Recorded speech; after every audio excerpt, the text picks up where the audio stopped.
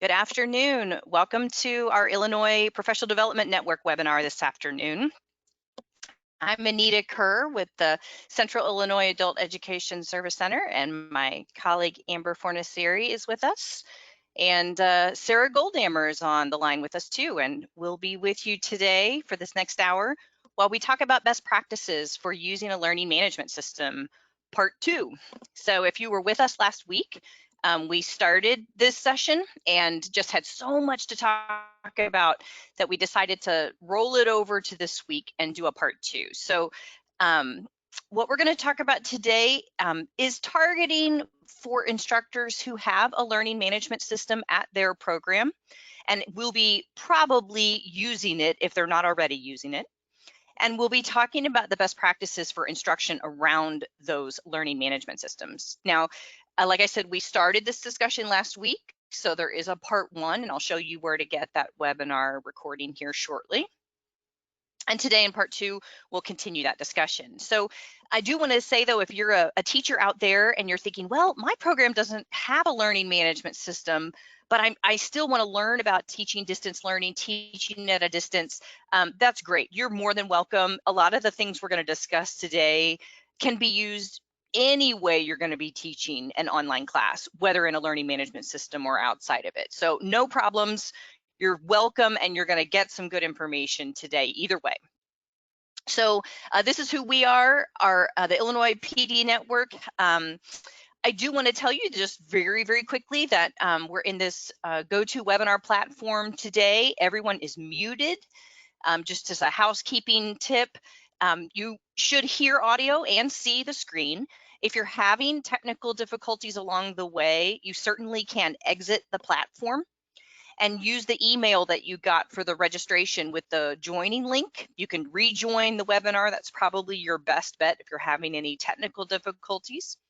And in that invitation email where you got the link to join today, there's also information for dialing in to the webinar if you're really having some audio issues.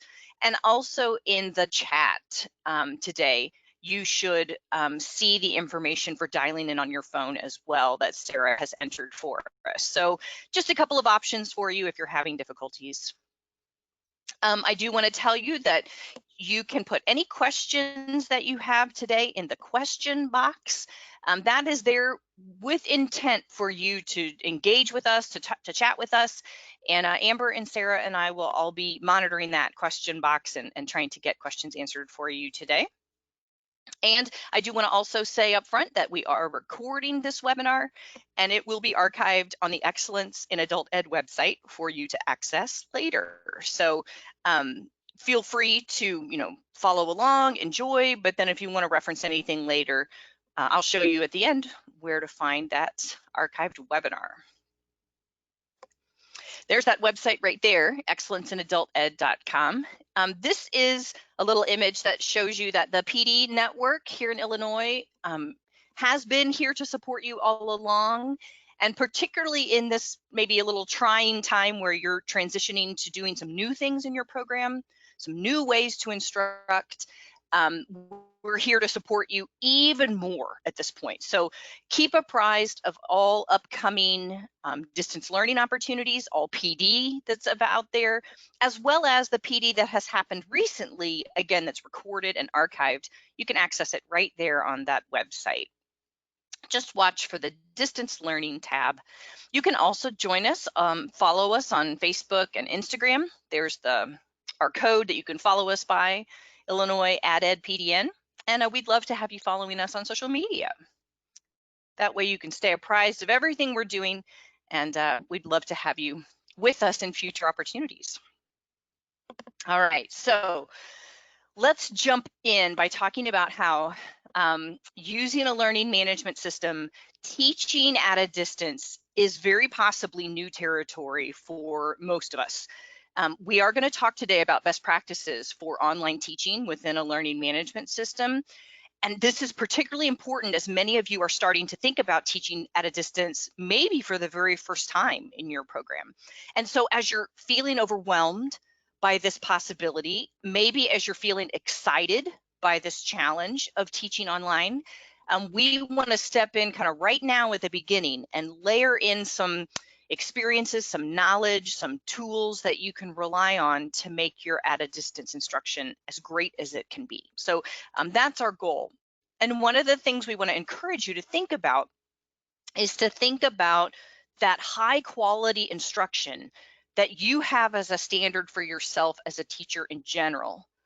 One of the things we're going to talk about today is how do you take those qualities of that really high quality, strong instruction that you expect from yourself anyway?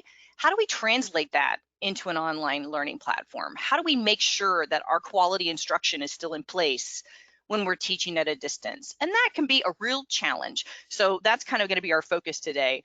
How do we transfer some of those great teaching skills from our face-to-face to our online? So our agenda for today is abbreviated. We covered the first two bullets that you see in orange on your screen. We covered those during last week's recorded webinar, again, that you can find on the Excellence in Adult Ed website. It's got the same title as today, only it'll say part 1. Today, we're going to talk about specifically assessing students for progress in your learning management system, as well as how teachers provide feedback from within that system. So that's going to be our focus for today. And just very quickly, I'm going to teach you a piece of shorthand. When we say LMS, this is what we mean by a learning management system. That's kind of the code that's what people use when they're talking about a learning management system, is an LMS. So we're going to throw that around, and that's what we're talking about.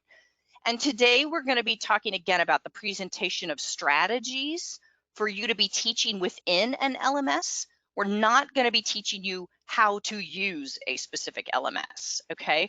Many of those tutorials and support guides exist out there online already, as well as your institution likely offers training in the LMS that your institution owns or has. So that'll be something that you'll be doing outside of this. Today, we're talking best practice. So what do we mean when we talk about a learning management system? Here you have a list very quickly of some examples. If you're not sure if your institution has one of these, you need to ask, because if they do and it's available for adult ed teachers to use, you want to jump on now, right? So ask around, find out if they're using one. We do want to note that a couple of these LMS have free versions available. They sometimes have limited capabilities compared to a paid version, but they're perfectly usable, and it's maybe for a course or two that you're teaching. Starting out with a free version might be a good idea anyway. So for instance, Canvas has a free version, Schoology has a free version, etc. And Moodle, you're probably familiar with that. When you've taken an iLearn course, you've taken a Moodle course. So this is just a quick example, and you might recognize your LMS at your institution here. I do want to point out too, just very quickly, that next month, the PD Network is going to be offering a series of webinars for programs and teachers who are considering which LMS they should use, or what to do if they don't have an LMS yet, and what some of the options are. So keep an eye out on our website for those future webinars that are coming out in June. We covered this slide last week, so I just want to hit on a couple of quick things if you're new to us today and didn't sit with us last week, just very quickly as a reminder of some common features that almost every LMS you're going to use is going to have something like this. And also, what are some of the important things that you as a teacher who may be teaching online for the first time, what do you need to access in your LMS? So first things first, you gotta have a welcome of some kind. Amber said last week, it made me laugh, something along the lines of, you wouldn't walk into the classroom on the first day of class and just start teaching. You're gonna stand in front of the room, you're gonna introduce yourself, you're gonna tell them a little bit about your background. And so do that in your LMS as well at the beginning of your course. Make sure that happens as a key connection with your students. Another thing that you're going to want to make sure you pay attention to is the calendar function in your LMS. Make sure that you're using the calendar to make assignments and to do items for your students. so that they get used to checking, what do I need to do this week? What's coming up next week, etc. When you don't have that personal contact with students in the classroom, some of the things you build into that calendar function can be really important. Notifications. I just want to point out very quickly that students can set up their own notifications about how they hear from you, whether they get emails from you or text messages, etc., and how often those come through. So those are some things that you as the teacher will want to familiarize yourself with about how the notifications work in your LMS.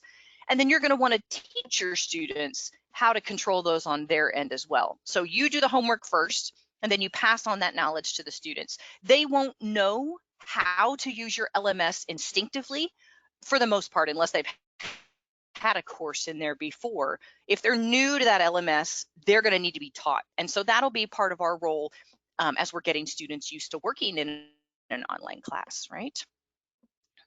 Okay. So I do want to point out just very quickly, one quick success tip.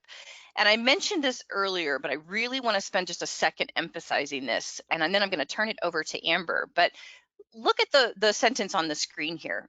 Consider the components of those high quality instructions that you integrate for your in-person class, and specifically intentionally plan how you're going to include those same components in your online course, right? This is that same idea that all the principles of adult education, andragogy, and all those principles that you've learned about how to connect students with their past experiences, how to contextualize their instruction for them, right? All of those important components that we make sure we include in our classrooms. We don't want those things to fall by the side when we get ready to move them online. In fact, we want to centralize them and stress them even more. It'll be even more important that we build those things into our online class when we don't have the opportunity for that individual face-to-face conversation every night or every morning. So just keep this as kind of the framework in your mind as Amber and I present the rest of the session to you today.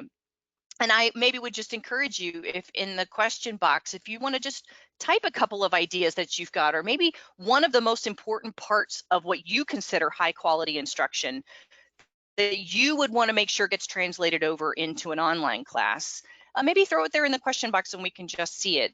We'd be curious to see some of your suggestions as we go. Great. All right. So Amber, I'm going to turn it over to you. And you can get started with our first part. My screen was there and then it went away. Give me just a second. No problem. Can you see my screen now? I can see you in presenter mode. Thank you. And I'm going to take a peek at the question box really fast and see what people are having to say for us. Yeah. So now you should be able to see my screen. So if you can't see a screen, let us know in the chat box. Or Anita, can you see it? You're set. All right, thank you so much for checking that for me. Well, welcome everyone. Welcome back to our LMS Best Practices webinar. We're so happy to see you, as Anita said earlier, or rather see your name in an attendee list. We're here today to talk a little bit more about the best practices, as Anita said in our agenda, with the assessment and the feedback.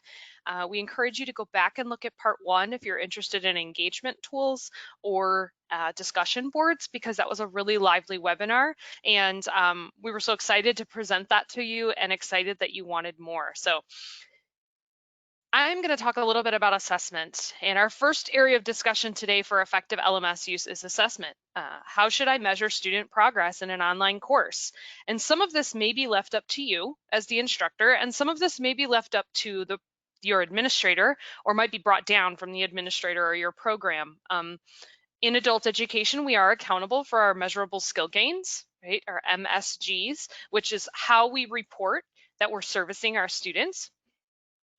And one of those ways is through assessment, and you might already have a way of assessing your students in a face-to-face class, but how do we replicate that when it's online, right? There are different considerations when it's online, and your program might be using a mastery model, which is usually something to do with students that have to achieve a certain score on either a module or a test in order to show that they have learned the material. You may be doing a teacher verification model where the teacher is verifying that this student has completed this many things in the lesson, and therefore they should be counted as present for the lesson. Or your program may be using a time tracking method where they literally are looking at how much time was spent within the LMS or within an activity and translating that. So those are questions that if you're in the process of looking at moving your instruction online, you might want to ask if you don't know yet, and maybe your program doesn't know yet. This is very new for everybody, right? But this might help you develop your assessments and decide on what you're going to use within your assessments in a learning management system. So that is an important question to find out from your program administrator before you get too in the weeds of your assessing students. One of the things that I'm sure many of you know about are some of these assessment tools. These have been around for a while, and they are add-ons or integrations that you can put into a learning management system that not only increase engagement and monitor student progress, but they're informal. You can do them quickly. They're very engaging, and these resources already have tons of libraries of quizzes and flashcards and that people have already made. And so many people have heard of Quizlet or Kahoot. Those are very commonly used in education. The other two, Quizlet Live is just a shoot off or an offshoot, I guess that's the right word, of Quizlet. It's just a live version, so you do it live. So maybe during a synchronous Zoom meeting. My own child did this within Kahoot, where they did Kahoot Live within a Zoom meeting. So, those can be assessment tools. And then the other one that you may not have heard of yet is called Quizzes, which is kind of a hard thing to say. But let me show you what that looks like.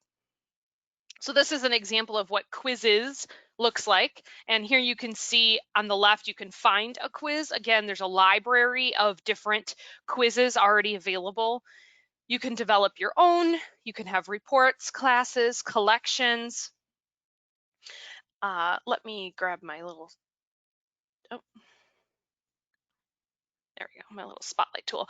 You can see this specific one is about types of government, and generally these are teacher created, so you obviously want to vet these before you put them into your LMS, but you can play it live, you can assign it as homework, you can assign it as practice even, and this has a lot of reporting features, and you have this option of, again, finding a quiz that somebody else has created, or you can create your own. And we're already looking at this types of government. It tells you that it's for 7th and 8th graders. So that can help you equate what level you're teaching or what level your students are at as far as NRS level, so that you can accurately look for something that's aligned. And you can embed quizzes into your LMS. And we're not going to take time to look at Quizlet or Kahoot and kind of talk about all of those. We want to let you explore what looks engaging to you and what is more your style. We want you to also think, when we say the word assessment, it's often thought of as a very formal thing, a standardized test, such as even the HSE test. But when we're talking about an LMS, assessment can have a wide range of meaning. And we want you to walk away from here knowing that some of the tools that you can use to assess your students that don't have to be a standardized test, and they don't have to be an essay and things like that. So oh,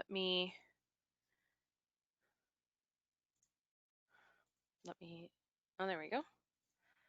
All right. The other thing that you can do is build your own quizzes in the learning management system. And this might be something that you have to do if you're using a learning management system. And we wanted to point out some of the features within some of the features that an LMS generally has. So let's look at an example here.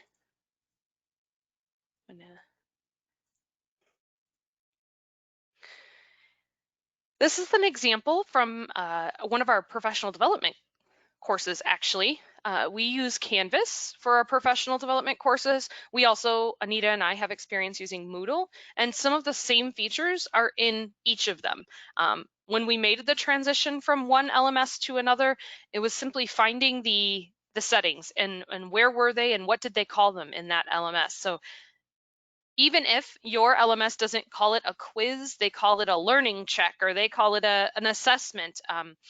You know, most of the time you can have a graded quiz or a non-graded quiz.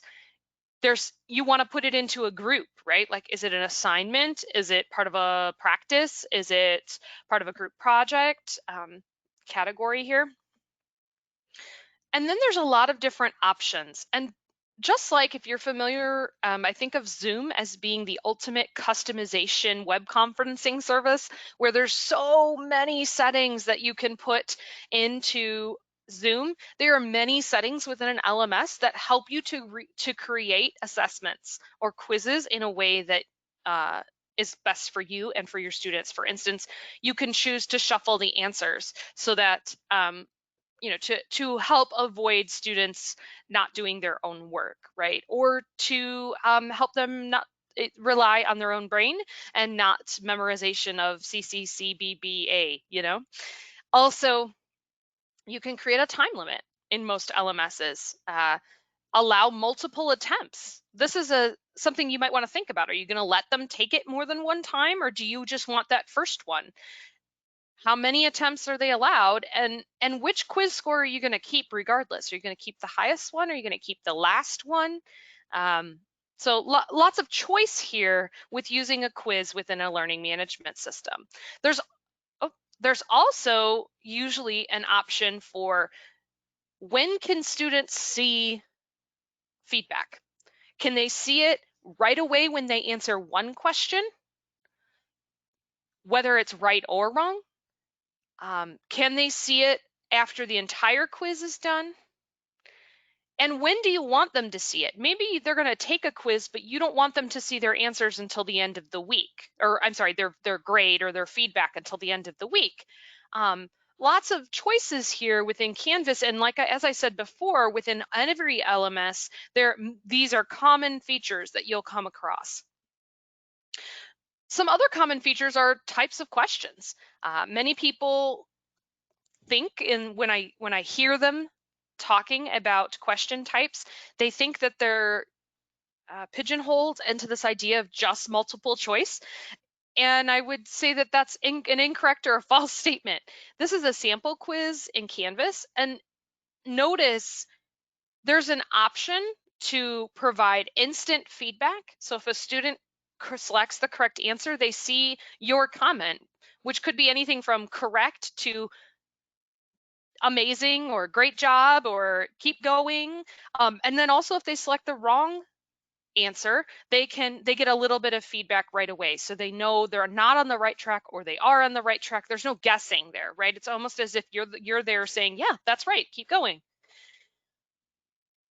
If you look at the list on the right-hand side of the screen, you'll see this list of all the types of questions that you can put into, generally you can use in a learning management system: multiple choice, true, false, fill in the blank, fill in multiple blanks, multiple answers, multiple drop downs. Some of you who are teaching in reading and language arts or ESL might choose multiple drop downs when you're talking about sentence structure or grammar even. So you could give them options within the drop down, maybe a paragraph that has some blanks in it, and then they need to drop down the little arrow to match the correct word or words to fill in that paragraph. Much like a closed reading, right? Or there's matching. You can have a numerical answer. So if you're looking for math or just, which one of these is correct, you could type in the number. Formula questions, essay questions, a file upload. So if you really are expecting a pretty robust assignment, or students are going to use maybe a word processing program like Google Docs or Word, they can upload what their answer is, or simply just type it in. There's no question, it's just text. I want you to reflect on this video that we all watched together. So there's lots of options just like there are in your class. They might be different than what you're typically used to in a face-to-face, but these are already built in. And the one benefit that I think I really want to stress here is that if you build the quiz straight in your learning management system, you already have a way to track student progress, because when you build a quiz, some of it can be automatically graded. Other parts of it you can go in and grade when you're ready. And then that can show student progress and inform your future instruction right there. While it can be really helpful to go to outside resources, it can also get confusing for students and confusing for the teacher to have to go in more than one place to look at how are my students progressing or moving through the material. So developing your quizzes in the learning management system can be really helpful to keep everything kind of in one place. And that's part of the reason your institution or program has a learning management system, right? It's not just a quiz generator, it is for the entire course. And if you need help developing quizzes, there's a lot of information about each LMS and how to, and lots of tutorial videos, as Anita said earlier in our presentation, on how you can look for those technical requirements as you're moving through. We're here to talk more about your strategies. Why should you use it? How can you use it? And so on and so forth. We also want to mention that you don't have to stick with just a quiz.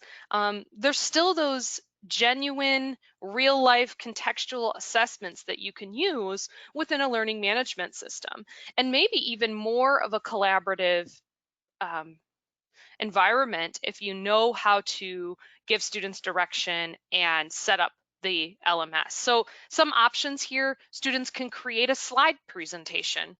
Now, they might not have the tech skills for that, but I can tell you, I myself have had a real low group of math students, and I built a template for them to fill in Google Docs, and it had blanks for them to fill in, and they were still able to figure that out. It did take some coaching and some making sure they click in the right area, but they were able to figure that out, and they were so proud of themselves when they got done. And really each student contributed to the slide presentation, and it was such a great resource for them to use afterwards. So this is a way to assess students. If you also, I'm a math teacher, if you're not familiar with Desmos is widely used in the K-12 system, especially higher level math courses. It can be a great resource for assessment, having students complete a Desmos activity for some of those higher level concepts that are harder to simply put in one question. Students can create a Word document or a Google document or whichever service you're using that is better for them, an essay, a poem, an answer to a question. There are also lots of ways that you can create a template within Word or within Google Docs that students can copy and make their own and then send you the link to that document. So the last one is a pretty creative response, but one that I have found many students latch onto, which is creating an infographic or a visual representation of information. So maybe their assessment is to create a flyer or to create an infographic that could go on Instagram to represent what they learned. And here's an example of what I'm talking about when I say infographic. You've probably seen these on social media or online, maybe even on the TV or on lots of advertising companies are putting them on the sides of bus stops and on the sides of buildings and things like that too. But here, 5 tips to keep your chin up. Do something impulsive, have rituals, exercise at least 10 minutes a day, take breaks, learn something new. This is an example of an infographic, short bursts of information in an engaging, colorful, graphic representation. And there are a few different sites that students can use to help them create this infographic. They may not have the tech skills to do this in Publisher or like a very blank slate type of environment, but all 3 of these, Canva, not to be confused with Canvas, because they are 2 different things. Canvas is a learning management system. Canva is a graphic design system. Pictochart and Vengage are all different types of programs that can help you or students create an infographic. So let's take a look at what Canva looks like. We use Canva in our office, and I also have used it just a little bit with students so far, but this is just a screenshot of what it looks like to create an infographic within Canva. So this is a template that's already set up, and it's clickable so that students could click on the text, enter in what they want to enter in. They can click on the image and change the image. And you can see over here on the left-hand side in this black toolbar are all of the options for them to pull in. So if they want to put in a photo, they can put in a photo. If they want to put in a shape or a line, they can put that in. If they want to put in text, if they want to put in a video, if they want to change the background, if they want to upload something, those are all options within this. Now, this may require a certain type of student, but what if this was just an option? Students could create an infographic or they could write an essay. You may have students that have different skill sets and different preferences for how they learn. And this could be one really great example of how students could show you that they retained the information that they learned in their lesson. So just another creative tool when you're teaching online. This is something you can reach for. And maybe it's not something you reach for right away as your very first lesson, but maybe later on as you're getting more comfortable and your students are getting more comfortable with the technology. Canva is free. All of the resources we're presenting to you are free today. You can see actually up here it says try Canva Pro. As with many free resources, Canva has a free version and they have a pro version. I've been able to do some pretty amazing things with their free version in regards to our own marketing campaigns and things. So this is pretty awesome. Could also, even if you can't do this with your students, I know some of you have low literacy or low English language students, and this just isn't going to be an option for them. This may be important for you as an instructor. Maybe you want to create. They don't just have templates for infographics, they have them for every design element you could think of: business cards, resumes, social media messaging, Instagram profiles, all kinds of things. So just a great graphic design resource that can also be used in the classroom for students.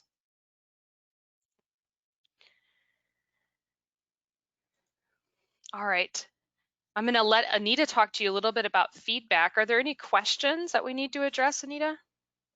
Nope, I think we're good. All right.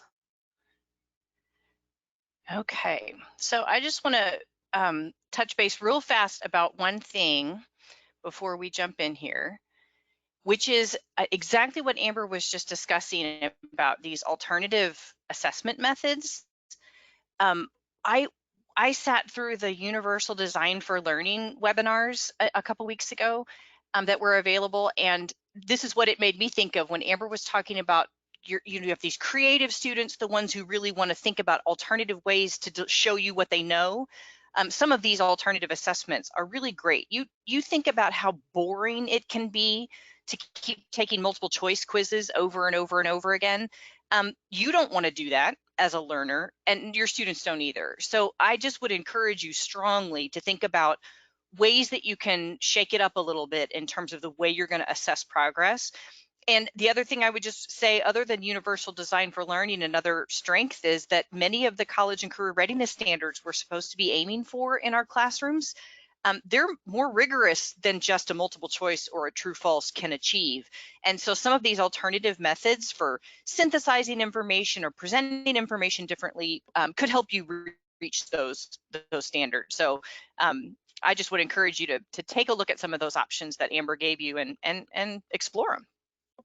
So that leads us to the kind of the second section we're going to talk about today, which is feedback, how you're giving feedbacks to students in an online course.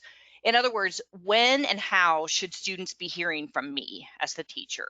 So what I want you to do very quickly is think about the kinds of feedback that you would give in a face-to-face classroom, okay? What kind of interactions do you have with students?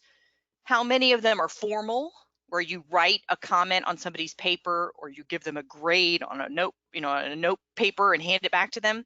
And how many of your interactions and feedback with them are more informal, where you're chatting with them on break, or you're giving quick verbal responses to a hand raised during the middle of a lesson, right? I just think for a second about what your class generally looks like in person and how you're giving your feedback. So much of it is non-standardized, right?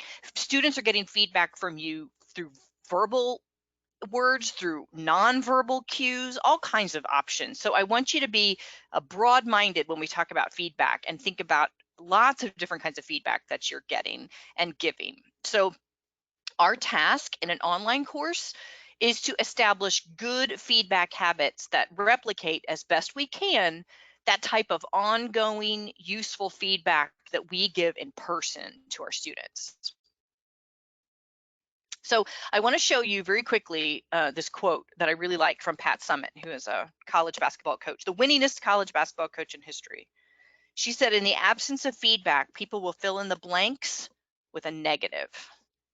Now, I want you to consider whether in your experience with your students, you think this is true. If they're not getting feedback, they're not getting a response, what will step in and fill that void?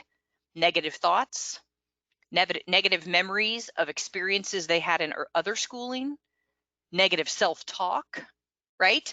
And we want to avoid that at all costs. So let's talk for a minute about how we can work to build positive feedback habits into our class so that we don't leave that negative. So first things first, the most obvious feedback is to give a score or a grade, right, on an assignment. The one thing I would give you as a best practice is remember that if you have said you're giving a grade, make sure that you're grading the student submissions in a timely fashion and that you have shown students in the LMS how and where to check for those grades, okay? Don't assume that they know. Show them where, and then be timely in your feedback. If you've said I'm scoring it, make sure that you give it to them in a timely response, a timely manner. You can also give feedback to students in writing, right? You can give them an email in the LMS. You can be really detailed and specific in a written email. And then students can also look back at your comments for reference later when they're doing a similar assignment. Or maybe if your comments include something really positive, your students may choose to go back and read it just because of the way it makes them feel, right? You could also, beyond just writing your response, you could give audio recorded response feedback within the LMS. Think about this for a second. If you have an iPhone, you're going to have a free app that's probably preloaded on your phone, but certainly it's available in the App Store. It's just called Voice Memo. And you can simply hold the phone up to your mouth, hit the record button, and record your voice. And then you can simply just embed the link into an email to the students or a message within your LMS. There's also an online site called Vocaroo, which is a free site that will maintain audio recordings for, I believe it's 3 months. So that, again, you produce the recording by clicking the red button on the website, record what you want to say, hit stop, and then it will give you a link that you can embed into a student's remind message or LMS message or whatever. Think about how nice it would be as a student to hear the audio, to hear your voice telling them how great they did on some assignment. Just a nice option that maybe you hadn't thought of before. And I want to just give you one, just a quick little example. Let's pretend that you got an email like you see there on the left in black. You got this as an email from your teacher. You read it and you think, okay, that's my feedback, right? But what if you think that your teacher is disappointed in you, mad at you, doesn't like you? Remember what happens when we get text only? Like, you have surely encountered this, right? You've been in an experience where you've read a text or you've read an email and thought you were hearing a tone of sarcasm or judgment from the speaker, from the writer, when they really didn't have that intent, right? But text alone is able to be misinterpreted, whereas tone of voice adds a lot, right? So think about this for a second. What if you heard when you opened your message from your teacher, you saw an audio file and you clicked the link and you heard this? This paragraph is written well. I'm glad you followed those instructions so closely. Next time you submit a paragraph, try to use a little more detail, please. Right? You hear the enthusiasm in the voice, you hear the sentences, the words that get emphasized, like well and glad and so close, and it changes the way the message is interpreted. So this is not new information to you, right? You know that written text can be misinterpreted and when there's no tone of voice. So give the tone of voice, right? You give it through an audio. And to be honest with you, it's just as easy to go on Vocaroo and record a voice memo of your feedback than it would be to type the stinking email. Do you know what I mean? You would save yourself the time. It's no more complicated than clicking a button, copying and pasting a link. It'll save you the work. And plus your student gets to hear from you, which is a delight, right? And that leads us to the last piece of feedback method that you might want to use, which is you may just need to have a phone conversation with your student, right? Or a live discussion via the web conferencing platform in your LMS. You could call and schedule a meeting with a student in real time, maybe to talk about an assignment they had done that was complicated, or maybe just to talk about their overall progress in the course. If you rely on a written email, you just don't have the opportunity for that discussion and dialogue where you're hearing back from the student and they can ask you questions. It can be really, really valuable to have that opportunity. And again, maybe not every student needs a live check-in with you, but some do. And so use your judgment, think about your students, pick the method of communication with your students that he or she is going to respond to best. And then the other thing you're going to want to consider for best practice here is consider your time. What kind of feedback can you commit to for each class or for each student within that class on, say, a weekly basis? You don't want to pile up too much expectation onto yourself that every assignment you give, you're gonna record a voice response or you're gonna have a live meeting, right? You need to be realistic about your time. So think about how you can blend these feedback methods and use a variety of them. The other thing you want to remember is not to let too much time pass between when the student submits the assignment and your comment or response. Establish a norm. Maybe your norm is I check work once per day in the mornings. So if you submit at noon, you might not hear from me till tomorrow at 8, right? You can do that early on in your course, and students will become aware of what your expectations are and what they can expect from you. So before we get off of feedback, I want to mention one specific thing about giving verbal feedback. Remember, you're putting this online course together, maybe for the very first time. You're delivering it to students for the first time. You need feedback from them to find out how it's going, what can be improved, what do they like, what do they not understand. For your own ongoing redesign and improvement of your online course, build in some opportunities for you to get feedback and input from your students. And I put this little bunny on here with his ear cocked up because I want you to think about how you can be intentional about listening to your students. What do they say about the course? And then when you get ready to redesign it for the next semester, take that feedback into account, right? And that feedback can be through a form that you request, with standardized questions you ask everybody. It can simply be an email saying, hey, send me an email back, let me know what you think about these particular components of our course. You can do that however you want, but it is important for you to get feedback from those students. So another suggestion for giving students feedback on their work is to use peer review. And I'm sure, especially if you're a language arts teacher of any kind, at any point in your life, you know what a peer review is, right? This is literally when the students are looking at each other's work and giving feedback to each other. And this you may have seen done in a face-to-face class many, many times. It can be done in an LMS, and it is often built into the LMS. When you make an assignment, there will often be an option to check to request a peer review or to assign a peer review. And within that peer review option, you'll have a couple of different choices. One is for it to be blind or public. And the idea here is in a blind peer review, the students are looking at each other's work in an arbitrary way. They've been given somebody's work to look at. They don't know who it is, doesn't have a name attached to it. They're just supposed to give their feedback, right? In a public review, names are attached. Students are selectively on purpose choosing, I'm going to look at that person's work. I'm going to look at this essay, however it is. That's the difference between blind or public. And most of your LMS peer review options will have that choice built in that you, teacher, can control. If you set your peer review assignment to random, your LMS is going to randomly assign each student 2 or 3 other student submissions to review. Or you can choose the assigned piece, which is you as the teacher can say, I want student A to look at student B and C's work. And I want student B to look at student A and C's work, et cetera, down the line, right? You could assign the peer reviews based on whether you think a student, for instance, is really strong skilled and you're going to match them with a student you think whose work needs more help, right? That kind of thing. So that's the random or assigned feature. And then the qualitative issue is in a quantitative, a student would actually give a score. Maybe they're working off of a rubric and they would give a score as part of their feedback.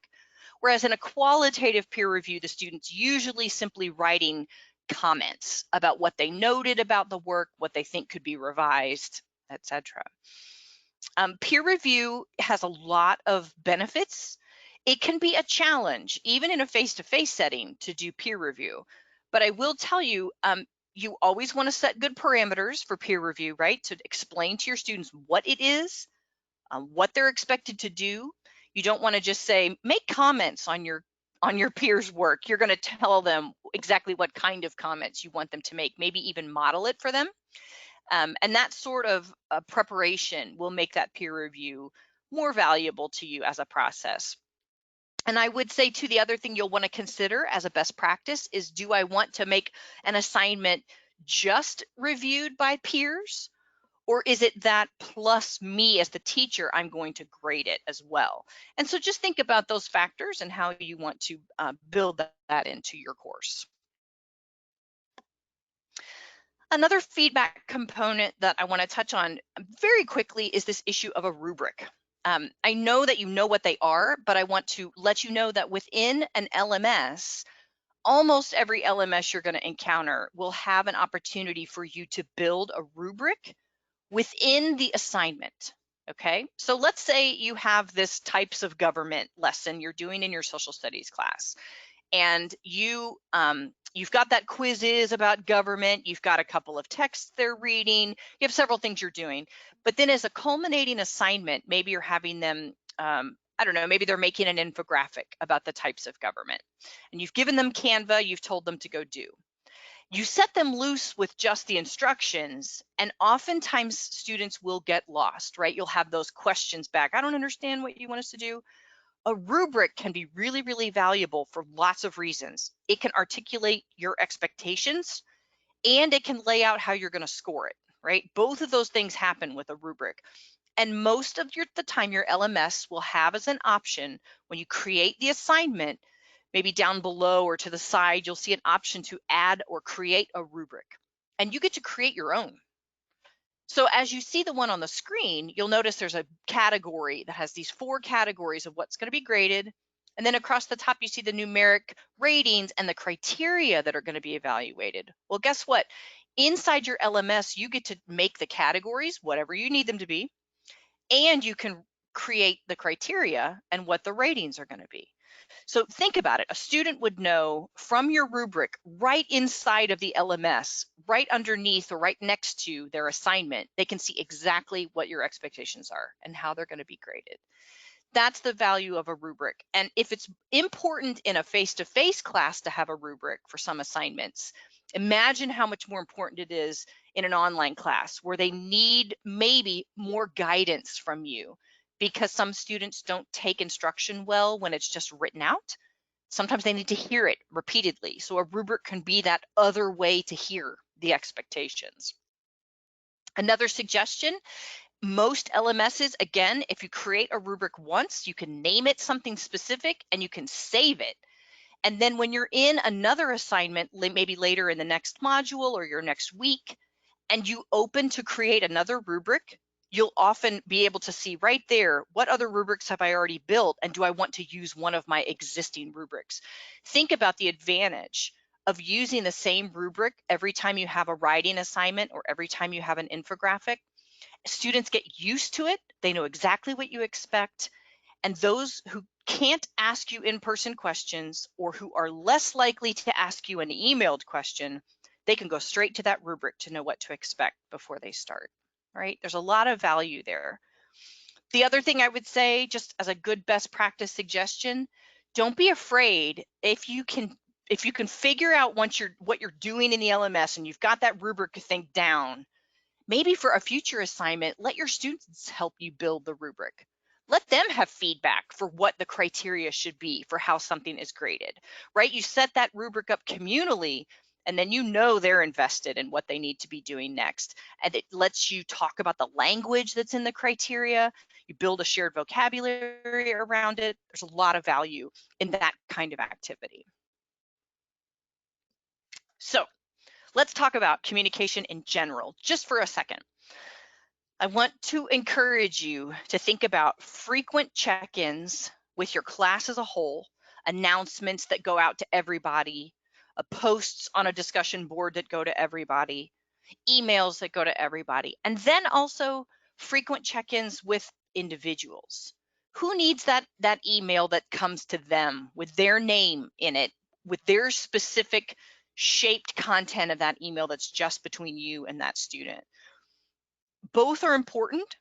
And again, I want you to just throw your brain back to your face-to-face class for a minute and think about how often you talk to the class as a whole and announcements or discussions you give out to everybody, and then those private conversations that you're having at the table or in the hallway or whatever with those individual students. They're both really important. And so I would encourage you to think about how you can incorporate those into your LMS. I also want to call your attention to this myth that I've pulled up right here. The myth that online classes are super easy to teach. They basically just run themselves. All you gotta do is set them up and let them go. This is a myth, okay? I want you to think for a second about how easy it is for us as professionals, even in a webinar like we're sitting in right now. If you're the passive participant, think how easy it is to just fly under the radar, right? I'm not going to chat. I'm not going to ask a question. I'm not going to look at the screen. I'm just going to sit back and listen and just get what I can get, right? It's very easy to get in that passive fly under the radar mode, even as professionals, because our minds are in 100 places. Our students may feel that they can be really passive in an online course. They can sit back and just kind of let it filter over them, and they'll just submit here and there and it's going to be fine. You and the students probably need to be more communicative, more engaged with the LMS, with each other, with the material than you would in a face-to-face. So don't let that myth catch you or the students in being passive. Especially for adult ed students, successful online classes are going to require a lot of engagement by you and by your students. And so we just want to encourage you to start thinking about how you can build those connections, how you can build community. We talked about some of that last week in the webinar about in student engagement. So if you want to go back and take a listen to that, there's a lot of good ideas there as well. But here I want you to think about it in terms of literal connections with students. How long of a time are you going to go but between times that students hear from you? You might build longer periods of time in between when you grade something, but how often are you just checking in? How often do they hear from you? How often do they see a funny meme or a picture that comes through? Frequent check-ins can be done. Again, email, discussion board comments, just a little nudge on social media, whatever you have built in with your students. But let them know that A, you care, B, that you're available, and C, for some students who need it, that you're monitoring them, right? Let them know that you recognize that they're not being active right now and check in. What's going on? I notice you haven't done your work this week, right? These are things we would do anyway in our face-to-face. So we've got to work extra hard to make sure we're doing them in these online classes as well. Anita, before Here's a you yeah, move, yeah, please. sorry, before you move on to that next one, I just want to mention that um, it might seem overwhelming with this idea that you have to be constantly available to your students, and we don't want you to walk away thinking that's what we're saying. What we're saying is that you need to set up some parameters for yourself and communicating with students, but also be available. And, if you are typically teaching a 3-hour course and 2 days a week, but you're only teaching now maybe an hour or an hour and a half 2 days a week synchronously, that other hour and a half of time is not spent necessarily grading. If you think about what you would have been doing in a classroom, you would have been working with students on problems, working with students reading, working with students writing, talking to them, helping them in their groups, whatever the case may be. And so it's not necessarily that it's more time, but rather that the time is spread out. Instead of walking into a physical building and using the 3 hours as your class time, you are now taking that 3 hours and kind of spreading it out among days or a few or a week, and kind of using that time differently. And so I don't want to overwhelm you in thinking, oh my gosh, I have to be available at all hours of the night and through email. No, you still need to set parameters with your students just like you would in a face-to-face, but there's a difference between being available and overextending yourself too. So just a reminder, and this kind of goes into what Anita's going to talk next about starting slow and realizing that you don't have to do it all right now. Yeah, and I think one of the great reasons why we want to remember about starting slow and maybe only introducing one or two new things at a time is we need to start slow for ourselves, right? We don't want to overwhelm ourselves. We also want to have good facility, good working knowledge of the tools that we're going to use before we lay it on students, but also we don't want to overwhelm them, right? So they have a learning curve with the LMS, you have a learning curve. And we need to just find the sweet spot, right, about how many things are being introduced at a time. So let's say you're introducing them to a quiz, and you're also asking them to do a peer review within the same week. That's plenty, right? And maybe then the next module or the next week or however your units are set up or whatever, maybe then you introduce a new tool. But don't feel like you have to take every idea that you heard today, for instance, and get them all into your course in the first week. That's not how this is going to work. Certainly not for the sake of your own sanity. The important thing too to remember is that high quality adult education instruction that you want to give, and how thinking best how to use the techniques and tools from today and from last week's webinar to replicate that high quality instruction in your online environment. Consider too, not just replicating, but what does the online environment allow you to do that's new and unique that you maybe wouldn't have done in a face-to-face? So thinking about it as making your online instruction as high quality as your face-to-face, but also what new things could be done here that are creative and wonderful that this online world is giving me a chance to do. We know that an LMS, a learning management system, has a ton of great features. We've looked at a bunch that make a distance learning course great, but the key factor in a great distance learning course is still you, the teacher. And we have utter confidence in you, and we want to give you as many resources as we can to make your life easier while you're doing that great instruction online. So here's that excellenceinadulted.com website where the PD has all of its stuff, right? Everything you need to know about professional development in Illinois is here. Again, on the home page, click the distance learning box and it'll take you here to this resource link where you will see all kinds of opportunities here, like the discussion boards, which are a wonderful opportunity for you to start chatting with some of your colleagues around the state to ask questions or share ideas. There are resource lists here, and as well as the archived webinars that we have mentioned a couple times. That's where you go to find any webinar basically that's been in existence from the PD since March when this all started. You're going to find it there. We also have a mentoring program available for people who have a very specific need, a strategy, a tool, a platform that they really want information about. You can email to that email address that's showing on your screen, and you can request a mentor, a fellow teacher who's an expert in that area, who can give you support if that's something that you are interested in. And then, of course, you'll get an hour of PD for your attendance today, and you'll get a certificate by email, the same email where you got your link for today. If you don't get it within a week, you can email us and let us know at that same email address where you can ask for a mentor, same thing. And then the link to the recording as well will be up within a couple of days. And we would encourage you, if you've got colleagues that are working with you on designing online courses who would benefit from these best practice webinars, make sure you share the links with them so they can access those recordings as well. We very much appreciate your time and attention. And really all we hope as a PD network is that we're supporting you in the way that works. So if you have feedback for us, anything we can help you with, we would love to hear from you. So good luck to you guys. Have a great day. Thanks, everyone. If you have a question, we'll stay on for just a minute if you have any questions, but otherwise you are free to go. Have a wonderful rest of your afternoon.